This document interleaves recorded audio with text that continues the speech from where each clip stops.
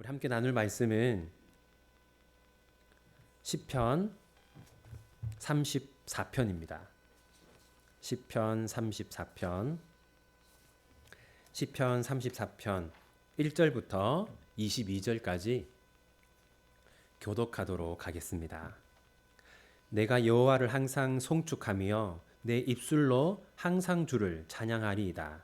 내 영혼이 여호와를 자랑하리니 공고한 자들이 이를 듣고 기뻐하리로다. 나와 함께 여호와를 광대하시다 하며 함께 그의 이름을 높이세. 내가 여호와께 간구하면 내게 응답하시고 내 모든 두려움에서 나를 건지셨도다. 그들이 주를 앙망하고 광채를 내었으니 그들의 얼굴은 부끄럽지 아니하리로다. 이 공고한 자가 부르짖음에 여호와께서 들으시고 그의 모든 환난에서 구원하셨도다.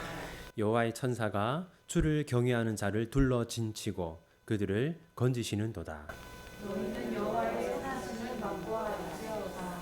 그에게 피하는 자는 복이 있도다. 너희 성도들아 여호와를 경외하라. 그를 경외하는 자에게는 부족함이 없도다. 젊은 사자는 궁핍하여 줄일지라도 여호와를 찾는 자는 모든 좋은 것에 부족함이 없으리로다. 너희 자녀들아 와서 내 말을 들으라. 내가 여호와를 경외하는 법을 너희에게 가르치리로다. 생명을 사모하고 연수를 사랑하여 법밖에를 원하는 사람이 누구냐. 내 혀를 악에서 금하며 내 입술을 거짓말에서 금할지어다. 널 버리고 선을 행하며 화평을 찾아 따를지어다. 여호와의 눈은 의인을 향하시고 그의 귀는 그들의 부르짖음에 기울이시는도다. 여호와의 얼굴은 악을 행하는 자를 향하사 그들의 자취를 땅에서 끊으려 하시느니라. 의인이 부르짖음에 여호와께서 들으시고 그들의 모든 환난에서 건지셨도다. 여호와는 마음이 상한 자를 가까이 하시고 충식으로 통회하는 자를 구원하시느니라. 의인은 고난이 많으나 여호와께서 그의 모든 고난에서 건지시는도다. 그의 모든 뼈를 보호하시며 그 중에서 하나도 꺾이지 아니하도다. 악이 악인을 죽일 것이라. 의인을 미워하는 자는 벌을 받으리로다. 그의 종들의 영혼을 속량하시나니 그에게 피하는 자는 다 벌을 받지 아니하리로다. 아멘. 34편의 저자는 다윗입니다. 그리고 다윗이 이 34편을 기록한 이유가 있는데요. 그 이유는 제목을 보면 알 수 있습니다. 34편 보시면 이렇게 제목이 있죠. 다윗이 아비멜렉 앞에서 미친 채 하다가 쫓겨나서 지은 시. 이때 다윗은 사울을 피해서 블레셋으로 도망을 갔습니다. 블레셋 왕의 보호를 받으려고 한 것이죠. 그런데 마침 블레셋 왕 곁에 있던 신하들이 다윗의 정체를 알아챘습니다. 골리앗을 죽였던 바로 그 다윗이라는 것을 알게 된 것이죠.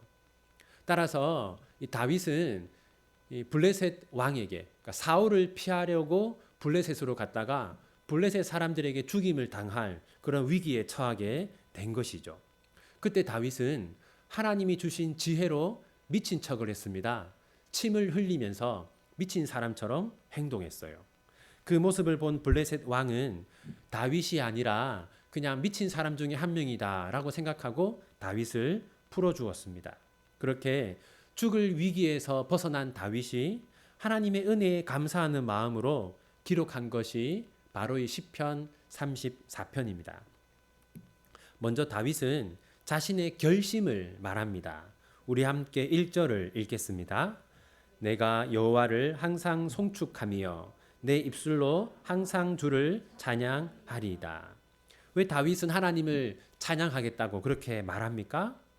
하나님이 자신을 죽을 위기에서 건져 주셨기 때문이죠. 그렇기 때문에 다윗은 다른 사람들도 자신처럼 하나님을 찬양하라고 말하고 있습니다. 3절 우리 함께 읽겠습니다. 나와 함께 여호와를 광대하시다 하며 함께 그의 이름을 높이세. 지금 다윗은 죽을 위기에서 벗어났으니까 너무 감사하고 찬양이 저절로 나오지 않겠습니까? 다윗은 자신만 하나님을 찬양할 뿐만 아니라 자기 곁에 있는 사람들에게도 우리 함께 하나님을 찬양하자 그렇게 말하고 있습니다. 그런데 여러분 찬양이 저절로 잘 나옵니까? 그렇지 않잖아요. 우리 마음속에 하나님의 은혜에 대한 큰 깨달음이 있고 또 우리 마음속에 큰 감동이 있을 때 찬양이 나오는 것이죠. 찬양이라는 것은 저절로 사실 그렇게 잘 나오지 않습니다. 그래서 다윗은 다음과 같이 말합니다. 8절 함께 읽겠습니다. 너희는 여호와의 선하심을 맛보아 알지어다. 그에게 피하는 자는 복이 있도다. 다윗은 하나님의 선하심을 맛보라 이렇게 말합니다. 이 말은 하나님의 은혜를 경험해라 그렇게 말하는 것이죠. 왜냐하면 하나님의 은혜를 경험해야지 진심으로 하나님을 찬양할 수 있기 때문입니다. 그럼 여러분 어떻게 해야 하나님의 은혜를 받을 수 있습니까? 9절 함께 읽겠습니다. 너희 성도들아 여호와를 경외하라. 그를 경외하는 자에게는 부족함이 없도다. 부족함이 없는 거 이게 이제 하나님의 은혜인데요. 근데 하나님의 은혜가 어떤 사람에게 임합니까? 여호와를 경외하는 사람에게 하나님의 은혜가 임합니다. 그래서 하나님의 은혜를 받으려면 하나님을 경외하는 삶을 살아야 해요. 그러면 여러분 하나님을 경외하는 것은 무엇입니까? 다윗은 이렇게 말합니다. 11절 함께 읽겠습니다. 너희 자녀들아 와서 내 말을 들으라. 내가 여호와를 경외하는 법을 너희에게 가르치리로다. 지금 이제 어떤 흐름이냐면 다윗이 하나님의 은혜를 경험했잖아요. 그래서 다윗은 이 마음에서 감사와 찬양이 우러나옵니다. 다윗은 다른 사람들도 함께 찬양하자고 말하는데요. 그런데 다른 사람들도 하나님을 찬양하려면 이 마음속에서 감사가 우러나와야 되잖아요. 그런데 마음속에서 감사가 우러나오려면 하나님의 은혜를 받아야 한단 말이죠. 그런데 하나님의 은혜는 특별히 하나님을 경외하는 사람에게 임합니다. 다윗은 그래서 자 이제 내가 하나님 경외하는 게 뭔지 가르쳐 주겠다 그렇게 말하고 있어요. 다윗은 이 시편 34편에서 하나님을 경외하는 방법 5가지를 말하고 있습니다. 첫 번째는 악한 말을 하지 않고 선한 말을 하는 것입니다. 우리 13절, 14절 13절과 14절 함께 읽겠습니다. 내 혀를 악에서 금하며 내 입술을 거짓말에서 금할지어다. 악을 버리고 선을 행하며 화평을 찾아 따를지어다. 여러분, 하나님을 경외하는 방법 5가지 가운데 첫 번째가 무엇입니까? 선한 말을 하는 것입니다. 그러니까 입으로 악을 행하지 않는 것이죠. 여러분, 이게 첫 번째라는 것을 기억하십시오. 왜냐하면 사람들이 우리 몸의 신체 중에서 주로 무엇으로 가장 죄를 많이 짓습니까? 입으로 가장 죄를 많이 짓습니다. 우리는 입으로 누군가에 대해서 험담을 하기도 하고 거짓말을 하기도 하고 그 사람을 깎아내리기도 하고 또 우리도 모르게 또 실수로 다른 사람에게 상처 주는 말을 하기도 해요.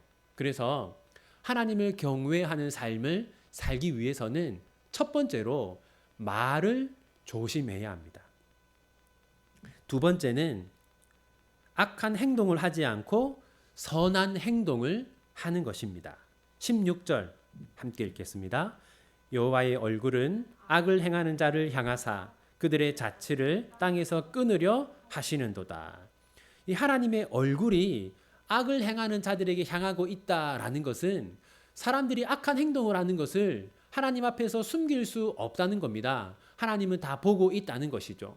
그리고 하나님은 악한 자들을 심판하십니다. 그러므로 우리가 하나님을 경외하고 하나님께 은혜를 받으려면은 하나님이 우리의 행동을 다 보고 계신다라는 것을 유념하고 우리가 이 악한 행동은 멀리하고 선한 행동을 하기 위해서 노력해야 하는 것이죠. 다음으로 세 번째는요, 힘써 기도하는 겁니다. 17절 함께 읽겠습니다. 의인이 부르짖음에 여호와께서 들으시고 그들의 모든 환난에서 건지셨도다. 하나님을 경외하는 삶이란 하나님께 기도하는 삶입니다. 하나님의 도움을 구하는 삶인 것이죠. 네 번째는 고난을 견디는 겁니다. 19절 함께 읽겠습니다. 의인은 고난이 많으나 여호와께서 그의 모든 고난에서 건지시는도다. 여러분, 하나님의 말씀대로 살다 보면 우리가 고난 당할 때가 많습니다. 그런데 그때 우리가 고난 당한다고 해서 선을 행하기를 포기해서는 안 됩니다. 끝까지 견디는 것이, 고난을 당할지라도 끝까지 선을 행하는 것이 하나님을 경외하는 겁니다. 다섯 번째는요, 죄를 회개하는 겁니다. 21절 함께 읽겠습니다. 악이 악인을 죽일 것이라 의인을 미워하는 자는 벌을 받으리로다. 여기 보시면 악이 악인을 죽인다라고 말하고 있죠. 무슨 말이냐면 죄를 계속 품고 있으면 그 죄가 우리를 죽인다, 이런 뜻입니다. 따라서 죄를 품고 있지 말고 죄를 해결해야 돼요. 그럼 죄를 해결하는 건 뭡니까? 하나님께 우리의 죄를 자백하고 회개하는 것이죠. 자, 이제 이 시편 34편이 우리에게 주는 교훈을 함께 살펴보겠습니다. 첫 번째는요, 우리는 함께 찬양해야 한다라는 겁니다.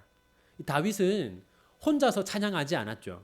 다윗은 주위 사람들에게 우리 함께 찬양하자라고 했습니다. 여러분, 교회는 함께 하나님을 찬양하는 공동체입니다.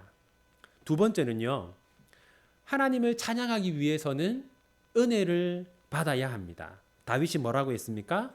하나님의 선하심을 맛보아 알라라고 했습니다. 은혜를 받아서 자발적으로 하나님을 찬양하라는 것이죠. 우리가 하나님의 은혜를 받으면 저절로 우리의 입술에서 찬양이 터져 나옵니다. 세 번째는요, 은혜를 받기 위해서는 하나님을 경외해야 합니다. 여러분, 이 은혜라는 건요, 사람이 만들어낼 수 있는 것이 아닙니다. 은혜는 하나님만 주실 수 있습니다. 그래서 우리가 은혜를 받기 위해서는 하나님을 경외하는 삶을 살아야 합니다. 네 번째는, 그러면 하나님을 경외하는 삶은 무엇인가? 다윗은 5가지를 말하고 있어요. 첫 번째는 악한 말을 하지 않고 선한 말을 하는 것. 두 번째는 악한 행동을 하지 않고 선한 행동을 하는 것. 세 번째는 어려움을 당할 때 하나님께 기도하는 것. 네 번째는 하나님 때문에 당하는 고난을 견디는 것. 다섯 번째는 죄를 회개하는 것. 이제 말씀을 맺겠습니다. 여러분, 우리는 하나님을 경외하는 삶을 살아야 합니다.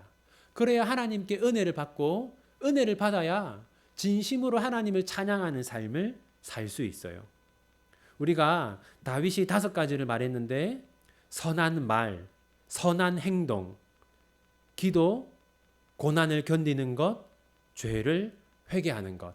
우리가 이 5가지를 꼭 기억하고 실천하면 하나님의 은혜가 우리에게 임할 것입니다.